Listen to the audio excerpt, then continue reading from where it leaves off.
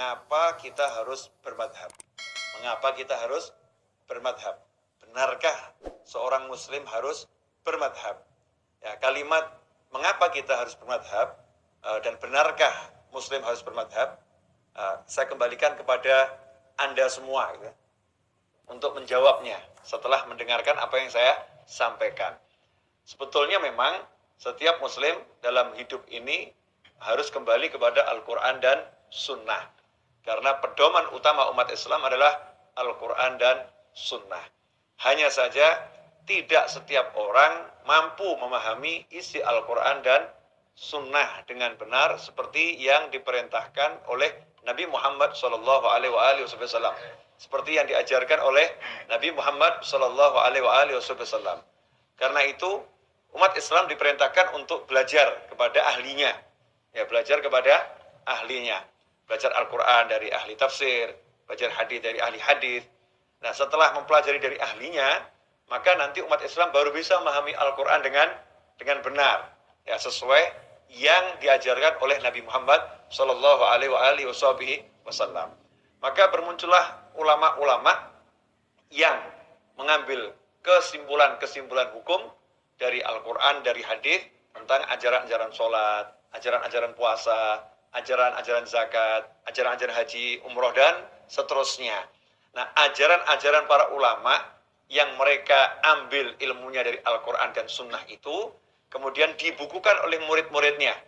Ya, dibukukan oleh murid-muridnya dan diajarkan dari generasi ke generasi berikutnya.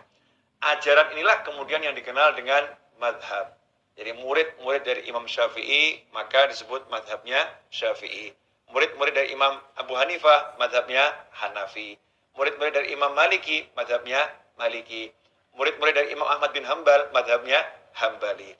Maka Islam secara keseluruhan garis besar masyarakat muslimin ini kembali kepada 4 ulama besar ini. Kenapa? Karena keempat ulama ini sudah dikenal keluasan ilmunya dan apa yang dibutuhkan sudah ada itu dalam uraian-uraian yang mereka beliau sampaikan dan beliau ajarkan. Nah, kalau ditanya benarkah kita harus bermadhab? Jawabannya benar. Kita harus bermadhab. Karena dengan bermadhab kita selamat dari memahami Al-Quran dan Sunnah sesuai dengan pikiran masing-masing, dengan kepala masing-masing. Yang mana Rasul melarang, ya, kita belajar sesuai dengan kepala kita, pikiran kita. Man fasara Al-Quran bira'yih falyatabawa' maq'adahu minan nar. Siapa menafsirkan Al-Quran sesuai dengan pemikirannya sendiri, maka silahkan ambil tempat duduknya di neraka. Nah, agar tidak terjadi yang seperti itu, maka kita belajar pada ulama. Udah ada ulamanya. Alhamdulillah di Indonesia mayoritas mengikuti ulama yang bernama Imam Syafi'i. Sehingga madhabnya dikenal madhab Syafi'i. Di negara lain mungkin berbeda. Di Mesir juga ulama yang dikenal adalah Imam Syafi'i. Sehingga madhabnya adalah Syafi'i. Nah, kalau ada orang berkata, saya nggak mau kembali pada madhab. Al-Qurannya ada, hadisnya ada. Justru itu berbahaya. Nanti dia akan mengambil hadis secara tidak lengkap. Karena hadis tentang takbiratul ihram misalnya, bukan cuma satu hadis. Hadis tentang ruku, ya, bukan cuma satu hadis. Hadis tentang bagaimana cara duduknya Nabi Muhammad SAW, ya, ketika tahiyat awal, tahiyat akhir, bukan satu hadis. Karena hadisnya itu banyak dan terkadang hadis yang satu dengan hadis yang lain tampaknya saling bertentangan. Kalau orang awam, ya, asal mencomot ngambil hadis kemudian diamalkan, bisa jadi hadis itu sudah dimansuh oleh hadisnya Nabi Muhammad SAW yang lain, sudah dihapuskan hukumnya oleh hadis-hadis yang berikutnya, sehingga dia mengamalkan sesuatu yang sebetulnya sudah tidak seharusnya diamalkan, justru salah jalan, atau dia menafsirkan sesuai kepalanya sendiri. Kalau dibuka pintu seperti itu, maka setiap orang nanti mengambil Al-Quran, setiap orang mengambil hadis, sehingga muncul ajaran yang jumlahnya sangat banyak yang tidak terkendali. Nah, untuk mengendalikan ajaran ini sehingga tidak simpang siur, tidak salah paham, tidak salah tafsir, maka diperlukan metode belajar yang benar, dan metode belajar itulah disebut dengan bermadhab. Sehingga wajibkah orang bermadhab? Demi menjaga pemahaman yang benar, agar tidak salah paham dari memahami Al-Quran dan Sunnah, maka orang wajib bermadhab. Seperti misalnya gini, orang naik motor, apakah dia harus pakai helm? Ya, apakah orang naik motor harus pakai helm? Memang pakai helm nggak ada kewajiban pakai helm. Ada enggak? Nggak ada.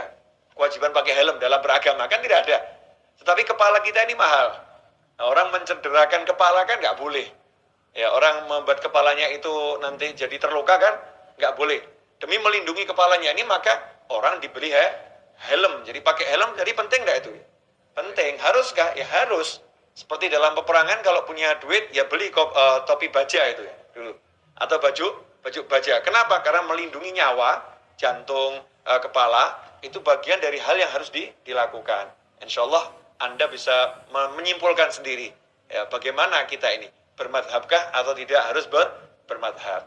Nah, sementara semua ulama yang saya sebutkan tadi, mereka semua mengambil sumber hukumnya berdasarkan dari Al-Quran dan Sunnah. Nah, kalau kita mengambil madhab, berarti kita mengambil ilmu dari Al-Quran dan Sunnah. Sehingga kalau ada orang mempersoalkan, ya orang yang bermadhab, justru orang itu, orang yang mempersoalkan, orang-orang yang sedang kembali kepada Al-Quran dan Sunnah. Semoga barokah dan manfaat.